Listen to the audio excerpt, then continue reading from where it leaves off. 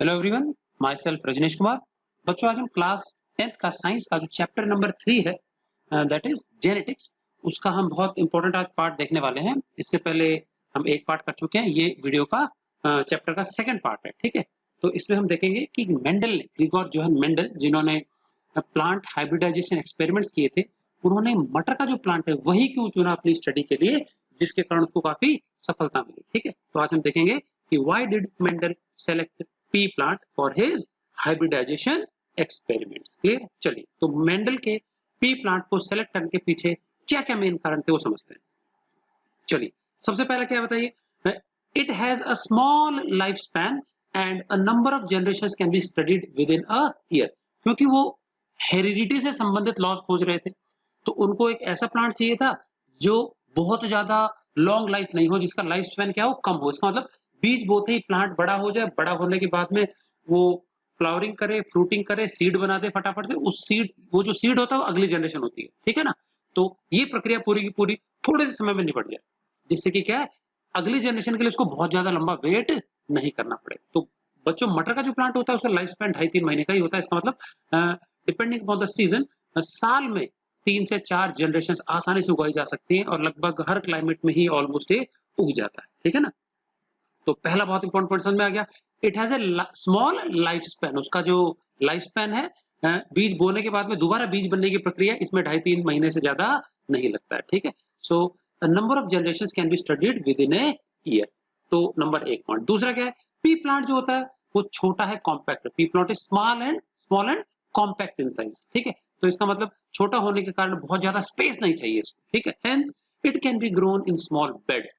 Bed का मतलब यहाँ बच्चों क्यारियां। ठीक है, छोटी क्यारियों में उगाया जा सकता है, इन पॉट्स, गमलों में भी उगाया जा सकता है, और इवन ऑन टेरेस टॉप, या फिर छत पे, टेरेस पे भी इसको हम मिट्टी का छोटा सा बेड बिछा के वहां पे भी इसको लगा सकते हैं, उगा सकते हैं। तो उसके लिए बहुत ज्यादा हमको स्पेस की आवश्यकता नहीं है, छोटी सी जगह पे भी क्या इसको उगाया जा सकता है। तो एक्सपेरिमेंटेशन के लिए बहुत ही ये उपयुक्त प्लांट था। ठीक है, इट रिक्वायर्स लेस स्पेस।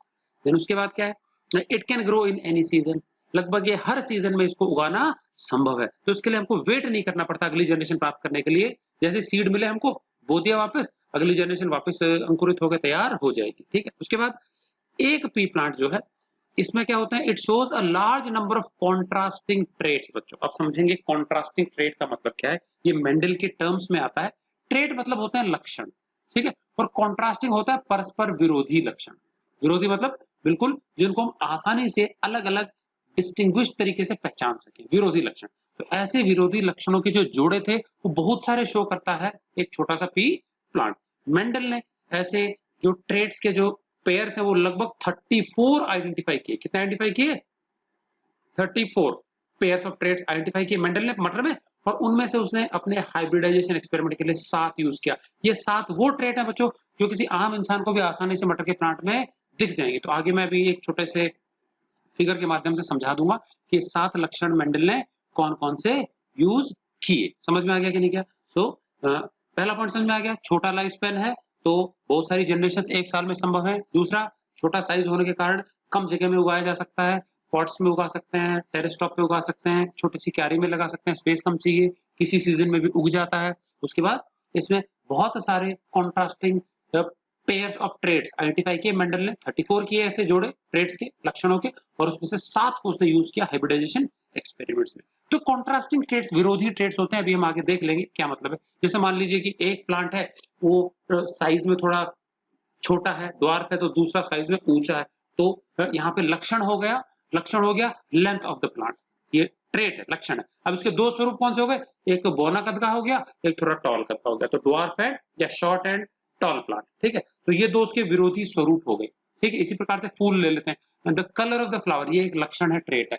अब मटर में 2 अलग अलग प्रकार के फ्लावर कलर पाए जाते हैं, एक व्हाइट कलर का होता है, एक वॉयलेट कलर या पर्पल कलर का होता है। तो ट्रेट का नाम हो गया कलर ऑफ फ्लावर, ये लक्षण हो गया। अब इसमें 2 अलग अलग विरोधी ट्रेट्स कौन कौन से हैं, कि एक तो वॉयलेट फ्लावर वाला है और एक व्हाइट फ्लावर वाला है। तो अब मेंडल ने देखना चाहता था कि अगर मान लो कि ये दोनों को आपस में परस्पर क्रॉस ब्रीड करवा दिया जाए तो अगली जनरेशन आएगी, उसमें कैसा फूल आएगा, इंटरेस्टेड ये जानने में था। वो जानना चाहता था कि किस प्रकार से जो इनहेरिटेंस है वो होता है, किसी भी कैरेक्टर को कंट्रोल करने वाले जीन्स कैसे अगली पीढ़ी में ट्रांसफर होती है, समझ में आ गया? तो मान लीजिए एक प्लांट है, उसका तो व्हाइट फूल है, दूसरे वाले का क्या है, वॉयलेट फूल है, ठीक है? अब उनको आपस में क्रॉस ब्रीड करवा देता है, उनके बीच में आर्टिफिशियल क्रॉस पॉलिनेशन करवा देता है। तो इंटरेस्ट ये जानने में है कि अगली जो पीढ़ी आएगी वो सफेद फूल वाली आएगी या वो वॉयलेट फूल वाली आएगी, समझ में आ गया कि नहीं? क्या इस तरह से वो थोड़ा सा इच्छुक था ये सारी चीजें जानने में, और इसीलिए उसने मटर के प्लांट को चुना। तो उसने 7 पेयर ऑफ ट्रेड्स को यूज किया अपने एक्सपेरिमेंट्स में, ठीक है ना? तो देखेंगे कौन सी है बातें। उसके बाद अगला क्या important, the flower of P plant is bisexual. जो मटर का जो फ्लावर होता है वो बाइसेक्सुअल है। बाइसेक्सुअल का मतलब होता है इसमें दोनों ही रिप्रोडक्टिव ऑर्गन्स होते हैं। जो फ्लावर होता है बच्चों, उसके 4 मेन पार्ट्स होते हैं। एक होता है सेपल, पेटल। ये तो क्या उसको सेपल जो होता है ग्रीन कलर का सबसे आउटर मोस्ट रोल है, फ्लावर का आउटर मोस्ट हिस्सा है जो कि उसको बड स्टेज में प्रोटेक्शन देता है। पेटल जो होता है वो सेंटेड कलर्ड पार्ट होता है। उसके बाद अंदर होता है male part, male reproductive organ flower का, उसको हम कलेक्टिवली तो एंड्रोशियम बोलते हैं, सिंगल मेंबर को हम स्टेमिन कहते हैं बच्चों, ठीक है? और जो फीमेल पार्ट है फ्लावर का उसको कहा जाता है कार्पेल या फिर पिस्टिल। सबको मिला करके कलेक्टिवली क्या बोलते हैं, गाइनोशियम बोलते हैं, गाइनोशियम, ठीक है? Male part androecium, female part gynoecium, ठीक है? या फिर स्टेमिन एंड कार्पेल, ठीक है? तो ये जो फ्लावर का जो प्लांट है इसमें दोनों ही रिप्रोडक्टिव ऑर्गन्स एक साथ एक ही फ्लावर के अंदर होते हैं। तो इसका मतलब क्या है कि क्रॉस पॉलिनेशन आर्टिफिशियल नेचुरली संभव नहीं है। इसका मतलब जो एक प्लांट है उसके अंदर मेल और फीमेल रिप्रोडक्टिव ऑर्गन्स हैं, ठीक है? अब मेल जो फ्लावर है उसमें स्टेमिन के अंदर पोलन ग्रेन्स बनेंगे जिसके अंदर मेल गैमेट होते हैं। फीमेल जो ऑर्गन है उसके अंदर क्या है, ओव्यूल के अंदर एग सेल होता है, फर्टिलाइजेशन होता है। तो एक ही फूल जो होता है ना, एक ही फ्लावर, उसके पोलन ग्रेन्स सिर्फ उसी फूल में कार्पेल पे पहुंच करके क्या सेल्फ फर्टिलाइजेशन होता है। क्रॉस पॉलिनेशन, एक फूल के पोलन ग्रेन्स दूसरे फूल पे या दूसरे प्लांट पे ट्रेवल नहीं करते। इसका मेन कारण क्या है? तो इसका मतलब गुणों की मिलावट नहीं होती। भाई एक प्लांट है उस पे सफेद फूल है, दूसरा प्लांट है उस पे वॉयलेट फूल है, तो अपने आप प्राकृतिक रूप से इस फूल के पोलन ग्रेन्स दूसरे पे नहीं जाएंगे, उसके इस पे नहीं आएंगे। क्योंकि अगर ऐसा होने लगे ना तो गुणों का मिलाप हो जाएगा। भाई इसके गैमेट्स उसमें जाएंगे, उसके गैमेट्स इसमें आएंगे, तो गुण मिक्सअप हो जाएंगे। तो प्रकृति हमको मिलावटी चीज प्रेजेंट नहीं कर रही। क्यों नहीं कर रही? क्योंकि इसके फूल का प्रकार ही ऐसा है। इसका फूल बच्चों मैंने बताया कि अंदर के जो भी मेल और फीमेल पार्ट है ना, स्टेमेंस एंड कार्पेल, इसके ऊपर जो पेटल होता है ना बच्चों, 5 इसके पेटल होते हैं।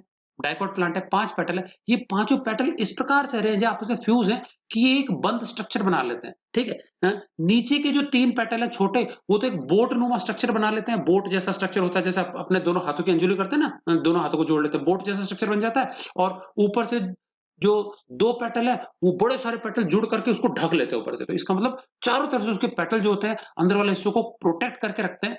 तो बाहर से कोई भी चीज उसके अंदर घुसता नहीं है, अंदर से कोई चीज बाहर निकलती नहीं है। समझ में आएगा? इस प्रकार से इनक्लोज्ड फ्लावर है उसका, और इस कारण से सेल्फ पॉलिनेशन ही प्राकृतिक रूप से संभव है। क्रॉस पॉलिनेशन, एक फूल के पॉलन से दूसरे फूल के पॉलन उसके कार्पेल पे नहीं पहुंचते हैं, ठीक है? अच्छा, लेकिन मेंडल ने सेलेक्टिवली 2 प्लांट्स के बीच में क्रॉस ब्रीडिंग करवाने के लिए क्या किया? खुद से एक फ्लावर से पॉलन्स को कलेक्ट करके दूसरे पे आर्टिफिशियली पहुंचाना संभव है। तो क्रॉस पॉलिनेशन आसान है, बट प्राकृतिक रूप से अपने आप नहीं होता। तो अभी आप जबरदस्ती कैसे कर सकते हैं? भाई एक प्लांट है, उसके पेटल्स को लिफ्ट करके वहां से हम क्या ब्रश की मदद से पॉलन ग्रेन्स कलेक्ट कर सकते हैं जो कि मेल पार्ट है, और उसको हम क्या ड्रॉप कर सकते हैं दूसरे जो फ्लावर है उसके पेटल को लिफ्ट करके उसके कार्पेल पे ड्रॉप कर सकते हैं। तो आर्टिफिशियली क्रॉस पॉलिनेशन मैनुअली संभव हो सकता है इजीली, बट नेचर में प्राकृतिक रूप से जो है क्रॉस पॉलिनेशन संभव नहीं है। तो संभव नहीं है तो नेचर में अपने आप जो वैरायटीज मिल रही है वो प्योर है। भाई अगर व्हाइट फूल वाला प्लांट है, प्योर कब कहलाएगा? कि उसमें गुणों का मिलावट नहीं हो रही। अगर प्योर व्हाइट प्लांट है, कोई भी व्हाइट फूल वाला प्लांट है, उसके बीज बार बार लगाएंगे, उसके जो एक प्लांट है उसके व्हाइट फूल है, उसके जितने बीज मिले सबको उगाया, जो सारे प्लांट मिलेंगे वो सारे के सारे व्हाइट फूल वाले होंगे। उनसे बीज मिलेंगे, उनको वापस बोएंगे, अगेन व्हाइट वाले। मतलब चाहे 50 जनरेशन तक लगातार हम रिपीटेडली प्लांट्स को बोते रहे तो हर बार सेम ट्रेट, सेम लक्षण मिलता जाएगा, तो मिलावट नहीं हो रही। तो मेंडल को ऐसे ही प्योर प्लांट चाहिए था, समझ आ गया? तो मिलावट उसने खुद ने की, एक्सपेरिमेंट्स में की। और मिलावटी प्लांट जो होता है वो हाइब्रिड कहलाता है, जहां पे गुणों का मेल हो जाता है। इसका कोई गुण और इसका कोई गुण उसने एक ही साथ आ जाता है, तो दोनों में से कौन सा गुण प्रकट होगा, कौन सा नहीं होगा, कौन सा दब जाएगा, ये सारी चीजें वो पता करना चाहता था। तो अगला पॉइंट क्या है? The flower of P plant is bisexual. Bisexual मतलब समझ में आ गया, मेल और फीमेल दोनों रिप्रोडक्टिव ऑर्गन है, बट क्रॉस पॉलिनेशन मतलब समझ में आ गया, एक फूल से पॉलन्स निकल करके किसी दूसरे भिन्न फ्लावर पे पॉलन्स का ट्रांसफर हो जाना, किसी भी माध्यम से, एयर हो, बर्ड्स हो, इंसेक्ट हो, किसी माध्यम से, ये होता है क्रॉस पॉलिनेशन। ठीक है, अब वो चाहे अलग अलग फूल हो, चाहे वो अलग अलग प्लांट्स के ऊपर हो, क्रॉस पॉलिनेशन संभव नहीं, दो प्लांट्स के बीच में क्रॉस पॉलिनेशन होता नहीं है। It is not possible naturally due to the peculiar shape of the flower. आगे हम देखेंगे फ्लावर का शेप ही ऐसा है, बंद होता है चारों तरफ से, तो कोई कांटेक्ट नहीं होता। ठीक, इंसेक्ट्स भी कैरी नहीं कर सकते उन पॉलन्स को। ठीक है, hence only genetically pure varieties are there in nature. समझ में आ गया, प्राकृतिक रूप से सिर्फ और सिर्फ प्योर वैरायटीज अवेलेबल है नेचर के अंदर, which were required by Mendel for his experiments. और मेंडल को ऐसी ही प्योर वैरायटीज चाहिए थी, किसके लिए? अपने एक्सपेरिमेंट के लिए। उसको मिलावटी नहीं चाहिए था, मिलावट वो खुद करना चाहता था। समझ में आ गया, कोई भी सिलेक्टेड प्लांट्स अलग अलग ट्रेट वाले, अलग अलग कॉन्ट्रास्टिंग ट्रेट्स वाले, और फिर उनको खुद से वो क्या करना चाहता था? क्रॉस करवाना चाहता है। क्रॉस मतलब होता है उनके बीच में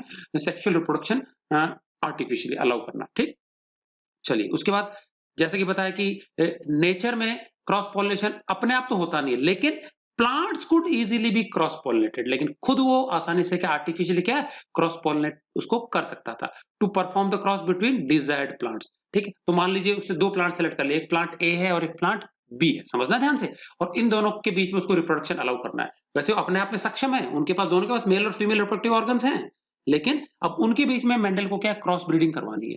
तो वो क्या करता था, किसी एक प्लांट को मेल बना देता था, मेल, तो उसके तो मेल गैमेट्स यूज करने वाला है, दूसरे प्लांट को बना देता था फीमेल, उसको उसके फीमेल ऑर्गन से फीमेल गैमेट यूज करने हैं उसको। ठीक है, लेकिन अब दोनों के पास ही मेल और फीमेल गैमेट्स अपने अपने, बाइसेक्सुअल है ना वो, तो अब इसके लिए क्या करता था, सेल्फ पॉलिनेशन को उसको रोकना होता था। भाई पहला जो प्लांट ए है मान लो, उसके मेल गैमेट उसके खुद के ही ना काम आए, दूसरे वाले के खुद के ही काम ना आए, तो अब मान लीजिए उसने प्लांट ए को मेल गैमेट मेल प्लांट बना दिया, तो उसके तो पॉलन ग्रेन्स यूज करेगा, और दूसरे वाले को फीमेल गैमेट बना दिया, उसके एग सेल यूज करेगा, जो कि किस में होते हैं, एम्ब्रियो सैक के अंदर होते हैं, ओव्यूल के अंदर होते हैं। ठीक है कि नहीं है, तो ये कार्पेल वाला स्ट्रक्चर हो गया, कार्पेल के अंदर होगा ये सब फीमेल पार्ट। ठीक है, तो अब जिस प्लांट को फीमेल बना रहा है, वहां पर दूसरे प्लांट के पॉलन्स पहुंचने चाहिए, खुद के नहीं आने चाहिए। तो सबसे पहला वो काम क्या करता था पता है, सबसे पहला काम क्या करता था कि जो जो प्लांट फीमेल बना रहा है उसके खुद के पॉलन्स यूज नहीं करने, तो मैच्योरिटी से पहले वो उसका जो पेटल है उसको लिफ्ट करता था, हाथों से उसको लिफ्ट करते पेटल को, और लिफ्ट करने के बाद में कैंची से कैंची से उस फीमेल प्लांट के स्टेमन्स को काट देता था। समझ में आ गया, तो जब उसने मेल पार्ट को स्टेमन को हटा ही दिया, मेल पार्ट को हटा ही दिया, तो उसके पॉलन्स खुद के काम आ ही नहीं सकते सेम फ्लावर के। समझ में आ गया, अब उसमें सिर्फ और सिर्फ फीमेल पार्ट बचा, कार्पेल बचा। समझ में आ गया, तो जिस प्लांट को फीमेल बनाना है उसके मेल पार्ट स्टेमन्स को कट कर देता है। अब बच्चों जैसे इंग्लिश में आपने पढ़ा होगा, जेंडर हमारे तीन प्रकार के होते हैं। मेल जो होता है उसको मैस्कुलाइन जेंडर बोलते हैं, फीमेल उसको फेमिनाइन जेंडर बोलते हैं, स्त्रीलिंग पुल्लिंग जैसे हिंदी में होते हैं, और एक होता है न्यूट्रल जेंडर, कॉमन जेंडर है न्यूट्रल जेंडर, नपुंसकलिंग संस्कृत में भी पढ़ा होगा आप लोगों ने। ठीक है, तो male, masculine gender, feminine gender and neuter gender. ठीक है, तो अब मुझे बताओ यहां पर उसने जिस प्लांट को फीमेल बनाना है उसमें मेल पार्ट हटा दिया, क्योंकि पॉलन ग्रेन्स खुद के नहीं लेने, तो मेल पार्ट को रिमूव करना आर्टिफिशियली कैंची सीजर की मदद से काट के, इस प्रक्रिया को बोलते हैं इमैस्कुलेशन। समझ में आ गया, so removal of masculine part by cutting with the help of scissors, ताकि सेल्फ पॉलिनेशन को रोका जा सके। मीनिंग समझ में आ गया, वो नहीं चाहता कि उसी के पॉलन सेम प्लांट के काम आ जाए। ठीक है, तो फीमेल प्लांट के साथ उसके मेल पार्ट स्टेमेंस को कट कर देना, जिससे कि सेल्फ पॉलिनेशन रोका जा सके, और डिजायर्ड दूसरा जो मेल प्लांट है उसके पॉलन से उस पर ट्रांसफर की जा सके। ये प्रक्रिया इमैस्कुलेशन कहलाती है, फीमेल प्लांट से स्टेमिन का कट करना मैच्योरिटी से पहले। समझ में आ गया, सेल्फ पॉलिनेशन रोकने के लिए। अब एंथेसिस क्या होता है समझेंगे। अब दूसरा जो मेल प्लांट जिसको हमने बना रखा है, उस मेल प्लांट में जैसी मैच्योरिटी होगी उसके पेटल्स को लिफ्ट करना, और एक छोटा सा डिश ले लेता था, वो ब्रश ले लेता था, ब्रश को पानी में भिगोया, ब्रश गीला हो गया, फिर उस ब्रश की मदद से, पेंटिंग ब्रश नॉर्मली जो होता है ना हमारा छोटा, उस ब्रश को वो स्टेमिन्स पे टच करता था, स्टेमिन का जो ऊपर वाला हिस्सा होता है ना स्टेमिन्स, उस पर टच करता था जहां पे पोलन ग्रेन्स होते हैं। पोलन ग्रेन्स बहुत ही सॉफ्ट होते हैं, बहुत ही हल्के होते हैं, चिपचिपे होते हैं, और वो गीले ब्रश से टच होते हैं, सैकड़ों हजारों की संख्या में पोलन ग्रेन्स उससे चिपक जाते थे, और उसको फिर वो डिश में 2-3 बार डुबो देता था, तो इससे पोलन ग्रेन्स तैर के उस पानी की डिश में ऊपर आ जाते थे हजारों की संख्या में। तो आर्टिफिशियली मेल प्लांट से पोलन ग्रेन्स को डिश में कलेक्ट करना, और फिर वो जो पानी की सरफेस पे खूब सारे पोलन ग्रेन्स है उसकी 1-2 बूंदे किस पे गिरा देना, फीमेल प्लांट का जो कार्पेल है, पिस्टल उस पे गिरा देना, स्टिग्मा के ऊपर। ठीक है, तो इस प्रकार से जो काम इंसेक्ट करते हैं नॉर्मली पॉलिनेशन वाला, वो मेंडल ने खुद ने किया। तो manual collection of pollen grains from the male plant and its transference upon the stigma of the female plant, ये कहलाता है एंथेसिस। ये क्या कहलाता है? एंथेसिस। तो ये बहुत दो इंपॉर्टेंट प्रक्रियाएं हैं आर्टिफिशियल हाइब्रिडाइजेशन की। समझ में आ गया? क्रॉस ब्रीडिंग बोलते हैं इसको, ये आर्टिफिशियल हाइब्रिडाइजेशन। समझ में आ गया? तो प्राकृतिक रूप से दो प्लांट्स में रिप्रोडक्शन संभव नहीं है। मेंडल ने मन चाहे दो प्लांट्स के बीच में क्रॉस ब्रीडिंग करवाने का तरीका खोजा। समझ में आ गया कि नहीं गया? तो ये सब संभव है बहुत आसानी से पी प्लांट पे। समझ में आ गया? तो these are the main reasons for which Mendel selected pea plant for his hybridization experiment. तो लास्ट के तो बहुत इंपॉर्टेंट रीजन के साथ लिखेंगे पूरे। अब कई बच्चे क्या इसमें बहुत आधा भरोसा आंसर लिख देता है कई बार कि मटर को क्यों चुना? क्योंकि छोटा लाइफ स्पैन था, छोटा साइज का प्लांट है, it can grow in any season. उसके आगे का रीजन भी लिखना है। छोटा था लाइफ स्पैन तो फायदा क्या? स्मॉल एंड कॉम्पैक्ट साइज है प्लांट का तो फायदा क्या? समझ में आ गया कि नहीं क्या? देन उसके बाद वो कॉन्ट्रास्टिंग पेयर्स ऑफ ट्रेट्स जो है वो 34 आइडेंटिफाई करके 7 यूज किए। देन बाइसेक्सुअल प्लांट है लेकिन क्रॉस पॉलिनेशन नेचर में संभव नहीं है, लेकिन आर्टिफिशियली हम उसको इजीली क्रॉस पॉलिनेट करवा सकते हैं इमैस्कुलेशन और एंथेसिस प्रक्रियाओं के द्वारा। समझ में आ गया? चलिए, तो ये सारे पूरे सेंटेंसेस ढंग से इसको लर्न करेंगे। ठीक है, चलिए क्वेश्चन नंबर आगे देख लेते हैं अभी हम। नेक्स्ट क्या है हमारा? तो अभी देखेंगे कि मेंडल ने जो लॉज ढूंढे, एक्सपेरिमेंट हम बाद में चलेंगे, तो पहले उसका इंपॉर्टेंस देख लेते हैं कि इन लॉज का महत्व क्या है। ठीक है, तो बेसिकली मेंडल ने जो लॉज ढूंढे वो कौन कौन से लॉज हैं, फिर देखेंगे ये लॉज पर पहुंचने के लिए उसने क्या एक्सपेरिमेंट किए, कैसे इन नतीजों तक पहुंचा, सब देखेंगे हम। ठीक है, एंड आपने 8th क्लास में सिर्फ इन लॉज को रटा होगा मेरे ख्याल से। तो name the laws propounded by Mendel. Mendel के द्वारा जो दिए गए लॉज हैं वो कौन कौन से हैं और उसका महत्व क्या है वो लिखना है। ठीक है, सो बेसिकली 3 लॉज दिए मेंडल ने, इसी को मेंडलिज्म के नाम से भी जानते हैं या मेंडल्स लॉज ऑफ इनहेरिटेंस या हेरिडिटी। ठीक है, ये 3 लॉज कौन कौन से हैं? सबसे पहला है law of unit character and law of dominance. पहले लॉ का नाम क्या है? इसके 2 हिस्से हैं। पहला है law of unit character part A and part B law of dominance, दोनों मिलाकर के फर्स्ट लॉ है। समझ में आ गया कि नहीं है? उसका सेकंड लॉ है लॉ ऑफ सेग्रीगेशन और law of purity of gametes. Law of segregation, segregation का मतलब होता है बच्चों अलग होना, सेपरेशन। तो एग्जैक्टली सेग्रीगेशन का जो पर्यायवाची शब्द है वो सेपरेशन, पृथक्करण, अलग अलग होना, सेपरेशन। ठीक है, सो लॉ ऑफ सेपरेशन बोल सकते हैं सेग्रीगेशन, और law of purity of gametes. Separation नहीं लिखेंगे क्योंकि उसके वर्डिंग से यूज करें, लॉज का नाम हम अपनी मर्जी से चेंज नहीं करेंगे। ठीक है, तो लॉ ऑफ सेग्रीगेशन या law of purity of gametes ये दूसरा लॉ है। और तीसरा जो बहुत इंपॉर्टेंट लॉ ने दिया, law of independent assortment. Assortment बच्चों उल्टा है शब्द सेग्रीगेशन का। सेग्रीगेशन अलग होता है और असॉर्टमेंट होता है रीग्रुप होना, इकट्ठा होना वापस। असॉर्ट होना मतलब रीग्रुपिंग, इकट्ठा होना। ठीक है, तो ये तीनों के तीनों जो है लॉज मेंडल ने दिए, और उसने इन तीनों लॉज को देने के लिए 2 मेन प्रकार के एक्सपेरिमेंट्स की। पहला एक्सपेरिमेंट था मोनो हाइब्रिड क्रॉस, दूसरा था डाई हाइब्रिड क्रॉस। समझेंगे ध्यान से। तो जो मोनो हाइब्रिड क्रॉस है उसके आधार पर उसने शुरू के 2 लॉज दिए। तो first 2 laws they were derived on the basis of monohybrid cross, पहला एक्सपेरिमेंट। और जो तीसरा लॉ है it was given on the basis of dihybrid cross. तो अब इनका मतलब भी जानेंगे, what do you mean by monohybrid cross, what do you mean by dihybrid cross, और क्रॉस का मतलब क्या है। तो अभी जो मैंने ऊपर प्रक्रिया बताई वो क्रॉस कहलाता है बच्चों।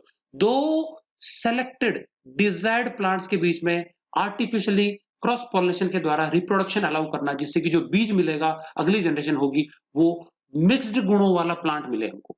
तो मिक्स गुणों वाले प्लांट को हम हाइब्रिड बोलते हैं। हाइब्रिड को प्राप्त करने का तरीका जिसमें कि हम 2 सेलेक्टेड डिजायर्ड प्लांट्स के बीच में हम क्या है क्रॉस करवाते हैं। क्रॉस का मतलब हो गया सिंपली रिप्रोडक्शन अलाउ करना, जैसे कि हमको एक मिक्स्ड ट्रेट वाला, मिक्स्ड लक्षणों वाला इंडिविजुअल मिल जाए, ये कहलाता है हाइब्रिडाइजेशन।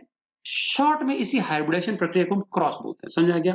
तो मेंडल क्या है, मैथमेटिक्स का भी उसको बहुत अच्छा नॉलेज था, और मैथमेटिक्स में मल्टीप्लिकेशन को हम मल्टीप्लाई के निशान से दिखाते हैं, तो बस उसने वो हाइब्रिडाइजेशन शब्द को यूज ना करके उसने क्रॉस शब्द ज्यादा प्रेफर किया, CROSS क्रॉस। तो क्रॉसिंग का मतलब होता है हाइब्रिडाइजेशन, तो बड़े वर्ड की जगह छोटा वर्ड इस्तेमाल किया उसने। ठीक है ना?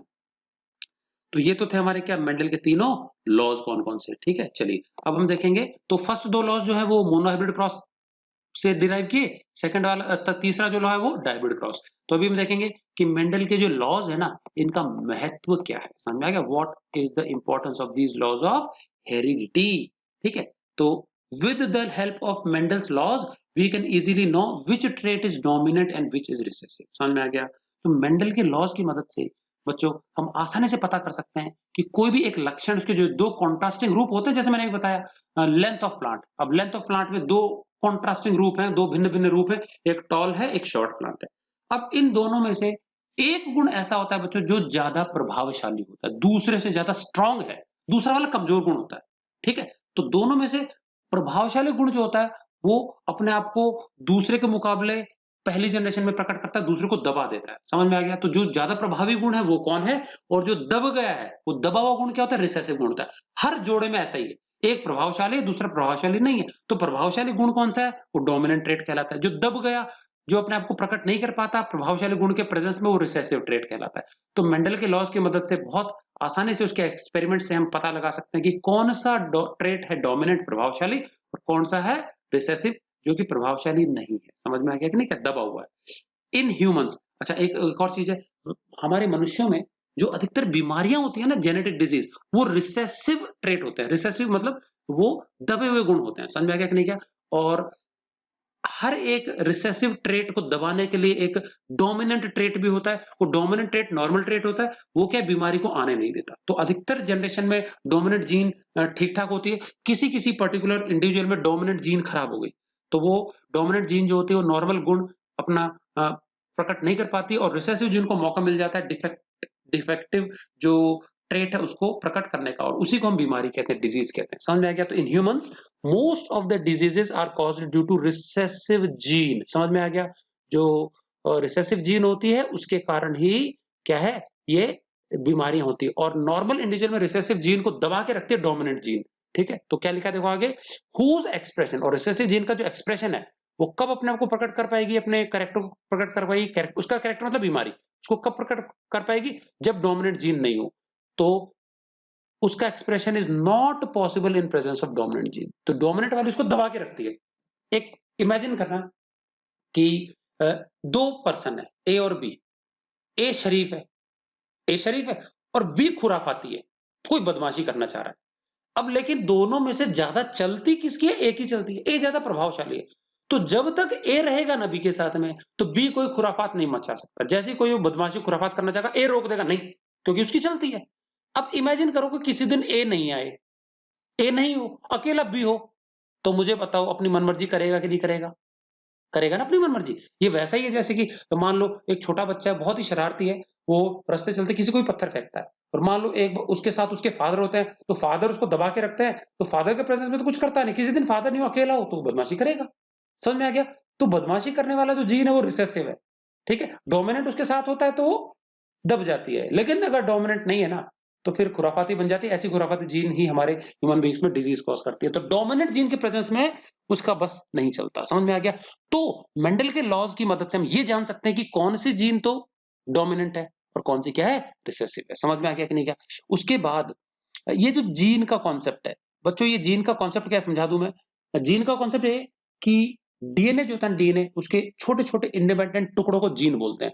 And every gene, a single gene is responsible for controlling a particular trait. One gene one trait hypothesis. ये एक जीन जो होती है एक पर्टिकुलर लक्षण को हमारे शरीर में कंट्रोल करती है। समझ में आ गया कि नहीं क्या? एक जीन जो होती है वो अगर एक पीढ़ी से अगली पीढ़ी में भी ट्रांसफर हो जाती है तो इसका मतलब उसके साथ उसका ट्रेट भी ट्रांसफर हो गया। मान लीजिए जब सेल रिप्रोड्यूस करता है, गैमेट्स बनते हैं, तो और मान लो किसी एक सेल से जर्म सेल से गैमेट बनी, उस गैमेट में जीन चली गई, तो जीन के साथ वो लक्षण भी चला जाता है। समझ में आ गया? तो the gene concept is proved by law of segregation या लॉ ऑफ प्यूरिटी लिमिट्स। ये जो हमारा सेकंड लॉ निकाला था किसने? मेंडल ने अपने मोनोहाइब्रिड क्रॉस की मदद से। तो उससे ये जीन कॉन्सेप्ट भी प्रूव हो जाता है कि जीन्स ही वो इकाइयां हैं जो कि हेरिडिटी की यूनिट है। ये लक्षणों को कंट्रोल करने वाली इकाइयां हैं। एक जनरेशन से एक सेल से जीन अगर दूसरे सेल में चले गई तो समझो उसके साथ ट्रेट या लक्षण भी चला गया। समझ में आ गया? और ये लॉ प्रूव करता है, ये अभी हम देखेंगे आगे कैसे प्रूव करता है ये। ठीक है कि नहीं क्या? With the help of dihybrid and trihybrid cross. ठीक है? अच्छा, अब ये क्या है? ये डाइहाइब्रिड क्रॉस क्या है, ट्राइहाइब्रिड क्रॉस क्या है, मोनोहाइब्रिड क्रॉस क्या है? तो शब्द में देखो हाइब्रिड शब्द कॉमन है, मैंने भी बताया। हाइब्रिड मतलब होता है दो अलग अलग प्लांट्स को क्रॉस करवा करके उनसे एक मिक्स्ड ट्रेट वाला, मिक्स्ड गुणों वाला इंडिविजुअल प्राप्त करना होता है हाइब्रिडाइजेशन। हाइब्रिडाइजेशन को प्राप्त करने का तरीका क्रॉस कहलाता है। समझ में आ गया कि नहीं? ये हाइब्रिडाइजेशन को हम क्रॉस बोल सकते हैं, इस पूरी प्रक्रिया को क्रॉस बोलते हैं। ठीक है? अब मान लो मैं एक प्लांट ले रहा हूं, दूसरा प्लांट ले रहा हूं, दोनों के बीच में मुझे क्रॉस करवाना है, क्रॉस ब्रीडिंग करवानी है।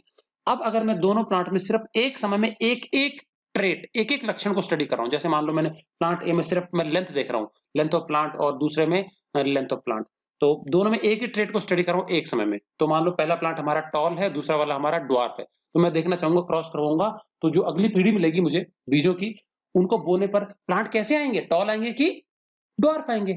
टॉल आएँगे कि शॉर्ट आएँगे? ये मुझे देखना है। समझ में आ गया कि नहीं गया? तो मैं एक समय में यदि एक ही कैरेक्टर को स्टडी करूँ, तो वो क्रॉस कहलाता है मोनो हाइब्रिड क्रॉस।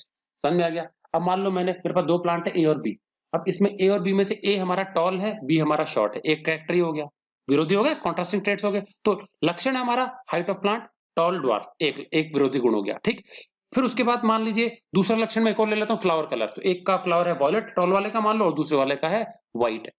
तो एक साथ मैं 2 प्लांट्स के अंदर 2-2 लक्षणों को साथ स्टडी कर रहा हूँ। इस प्रकार से अगर मैं क्रॉस करूँगा, तो जो अगला मुझे जनरेशन मिलेगी उसमें दोनों लक्षण एक साथ देखना चाहूँगा कि भैया लेंथ के साथ क्या हुआ? टॉल आया कि ड्वार्फ आया? और उसके बाद फ्लावर कलर के साथ क्या हुआ? कौन-सा फूल आएगा अगले वाली जनरेशन में? ठीक है कि नहीं कहा? तो इस प्रकार से अगर मैं एक समय में एक साथ दोनों प्लांट्स में 2-2 गुणों को स्टडी करता हूँ ना एक साथ में, तो वो कहलाता है डायहाइब्रिड क्रॉस। 3-3 गुणों को एक साथ स्टडी करूँगा, ट्राइहाइब्रिड क्रॉस। बहुत सारे गुणों को एक साथ स्टडी करूँगा, पॉलीहाइब्रिड क्रॉस। समझ में आ गया? तो मेंडल के वैसे सबसे ज्यादा इंपॉर्टेंट जो लॉज है ना, वो मोनोहाइब्रिड और डायहाइब्रिड ही है बच्चों। बाकी आगे वाले लॉज से भी उसको सेम ही नतीजे मिले, तो वो आपके अभी सिलेबस में नहीं है। तो सिर्फ आपको मोनोहाइब्रिड एंड डायहाइब्रिड क्रॉस ही पढ़ना है, ठीक है? तो क्या देखो उधर, with the help of dihybrid and trihybrid cross, ठीक है? इन दोनों क्रॉस की मदद से origin of new combinations of characters can be understood. तो प्लांट्स में किस प्रकार से नए नए कैरेक्टर्स डेवलप हो जाते हैं, उसको भी मेंडल ने समझाया।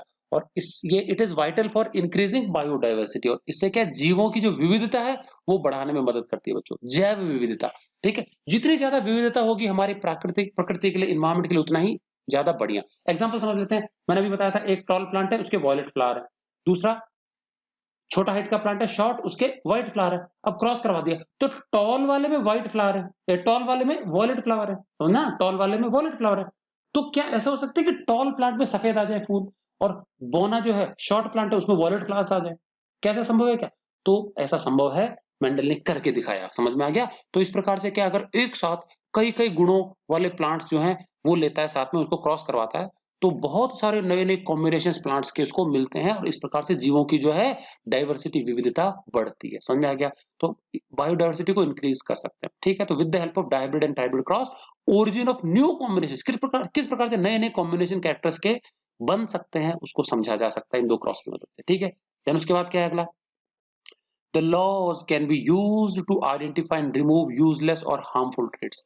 इन लॉज की मदद से क्या हम कर सकते हैं कि खराब ट्रेड कौन से हैं, बेकार ट्रेड, बीमारी फैलाने वाले ट्रेड कौन से हैं, उसको आइडेंटिफाई कर सकते हैं। ठीक है, और उनको आइडेंटिफाई करके उनको निकाल बाहर करना, और उनके स्थान पे यूजफुल ट्रेड्स को इनकॉर्पोरेट करना, घुसा देना, ये संभव है।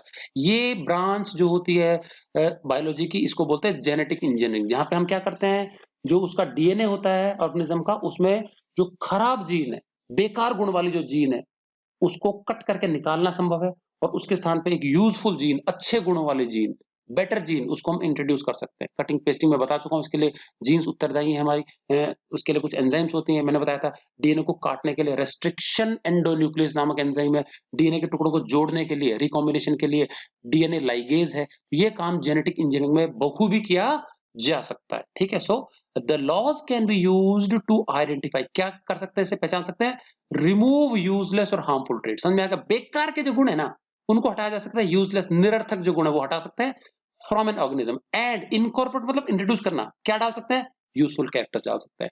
तो एक तरह से पता है, हम मन चाह जो है प्लांट, ऑर्गेनिज्म या एनिमल, ये प्राप्त कर सकते हैं। ये तरीका जो कैरेक्टर्स को मॉडिफाई करने का तरीका है, समझ में आ गया? अच्छे अच्छे गुणों से पैक्ड जो प्लांट्स हैं उनको डेवलप करने का जो तरीका है, इसी को हम जेनेटिक इंजीनियरिंग बोलते हैं। ठीक है ना? तो ये बहुत इंपॉर्टेंट है। उसके बाद, with the help of these laws we can understand the mode of inheritance of traits. किस प्रकार से जो लक्षण होते हैं वो अगली पीढ़ी में ट्रांसफर होते हैं, कौन से गुण ट्रांसफर होंगे, कौन से नहीं होंगे, होंगे तो किस रेशियो में होंगे, कैसे होंगे। समझ में आ गया? इन सब को गवर्निंग, इन सब के मेथड को समझा जा सकता है इन लॉज की मदद से। ठीक है, हर ऑर्गेनिज्म में ये किया तो थे उसने मटर के प्लांट में, बट ये यूनिवर्सल लॉज है बच्चों। यूनिवर्सल का मतलब होता है, ये एक छोटे से बैक्टीरिया में स्टडी करेंगे वही लॉ है, ये बहुत बड़े प्लांट्स में सभी में वही लॉ है, एनिमल्स में वही लॉ, मतलब it is applicable to the entire living world. समझ में आ गया? चाहे कोई भी लिविंग ऑर्गेनिज्म हो, it is universally applicable to each and everything. समझ में आ गया? तो इसलिए बहुत इंपॉर्टेंट लॉज हैं, फंडामेंटल लॉज ऑफ हेरिडिटी है ये। ठीक, डिजायरेबल, अच्छा उसके बाद क्या है, प्लांट्स में बहुत अच्छे-अच्छे उन्नत किस्में हम डेवलप कर सकते हैं। समझ में आ गया? मान लो एक प्लांट है ए, बी, सी, डी, ई 5 वैराइटीज़ है गेहूँ की। अब हम देख लेंगे पाँचों में से मान लो प्लांट ए में एक अच्छी वैरायटी है, प्लांट जो वैरायटी बी है उसमें एक अच्छा गुण है। तो दोनों को क्रॉस ब्रीड करवाया, हमको एक प्लांट मिल गया जिसमें दोनों के अच्छे-अच्छे गुण आ गए। समझ में आ गया? उसके बाद जो हाइब्रिड मिला उसको हम फिर एक और दूसरे सी वैरायटी से क्रॉस करवा देंगे। उसको अब उसमें सी वाले में भी एक और अच्छा गुण है तो उन दोनों का जो रिजल्ट मिलेगा उसमें फिर एक और अच्छा गुण आ गया। इसका मतलब धीरे-धीरे हम वैरायटी इंप्रूवमेंट कर सकते हैं और we can develop high yielding better crop varieties. तो आज हमारे मार्केट में जो अवेलेबल उन्नत किस्में हैं क्योंकि हाइब्रिड वैराइटीज कहलाती हैं गेहूं की, बाजरे की, अनाज की, वो ऐसी वैराइटीज डेवलप की गई हैं हाइब्रिडाइजेशन तकनीक के द्वारा। समझ में आता है? तो using these laws high yielding better crop varieties can be develop. उन्नत किस्मों को हम डेवलप कर सकते हैं इन क्या है लॉज की मदद से। उसके बाद डिजायरेबल कैरेक्टर्स मतलब अच्छे गुण जो है ना can be introduce in the organism by selective hybridization. समझ में आ गया? दो प्लांट्स है, दोनों में से मान लो ए और बी में से ए में कोई एक अच्छा गुण है जो बी में नहीं, तो ए से निकाल करके बी में डाला जा सकता है। समझ में आ गया कि नहीं? का तो मान लो मेरे को एक प्लांट डेवलप करना है गेहूं का, जिसमें मेरे को 4-5 अच्छे-अच्छे गुण डालने हैं, तो वो 4-5 अच्छे-अच्छे गुणों वाली वैराइटीज ढूंढो, उनसे उसके लिए उत्तरदायी जीन निकालो और इसमें इंट्रोड्यूस कर दो, नया विकसित किस्में डेवलप हो जाएंगी। ठीक है? तो डिजायरेबल कैरेक्टर्स मतलब अच्छे-अच्छे लक्षणों को हम डाल सकते हैं किसी भी ऑर्गेनिज्म में सेलेक्टिव हाइब्रिडेशन के तहत। समझ में आ गया? जिनमें अच्छे गुण हैं वैराइटीज में उन्हीं को हम क्रॉस ब्रीड करवाते हैं।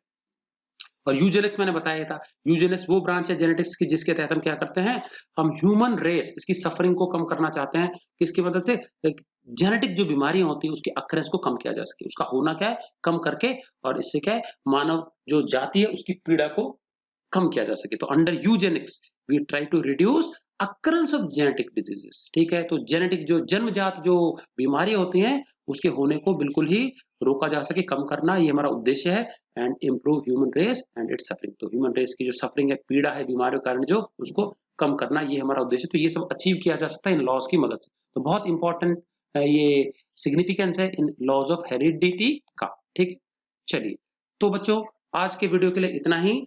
अगले वीडियो में हम देखेंगे मेंडल की जो टर्मिनोलॉजी है। इससे पहले कि हम उसके लॉज पे आगे चले, हम ये जानेंगे कि मेंडल ने अपने स्टेट जो उसके जो लॉज है पूरे के पूरे, उन लॉज को समझने के लिए, उसके एक्सपेरिमेंट को समझने के लिए मेंडल किन किन टर्म्स को यूज करता था, किस शब्द का क्या मायने। करीब 18-20 के आसपास ये टर्म्स हैं। ये टर्म समझने के बाद ही हम उसके काम को आगे समझ पाएंगे। तो वीडियो ज्यादा लंबा हो जाएगा, इसलिए ये टर्म्स करीब अगले वीडियो में मैं ये पूरी टर्म से डिस्कस करूंगा। और फिर मेंडल ने जो वो ट्रेट्स 34 आइडेंटिफाई किए, तो उसमें से 7 कौन से यूज किए, उन 7 में से कौन सा प्रभावशाली गुण है, कौन सा जो है वो रिसेसिव है, कौन सा डोमिनेंट है, ये सब एक चार्ट वाइज में समझा दूंगा। उसके बाद हम एक्सपेरिमेंट करें। ठीक है कि नहीं? चलिए, तो आई होप आपको अच्छे से समझ में आ गया होगा। इनको अच्छे से समझ करके प्रॉपर तरीके से इनको नोटबुक में नोट कर लेंगे क्वेश्चन नंबर 14 तक। नेक्स्ट वीडियो में हम ये मेंडल की जो है टर्म्स डिस्कस करेंगे। वीडियो को पूरा अंत तक देखा करो, पूरा समझा करो, उसके बाद ही आप लोग इसको नोट करेंगे। क्लियर है? So till then, goodbye and thanks for watching.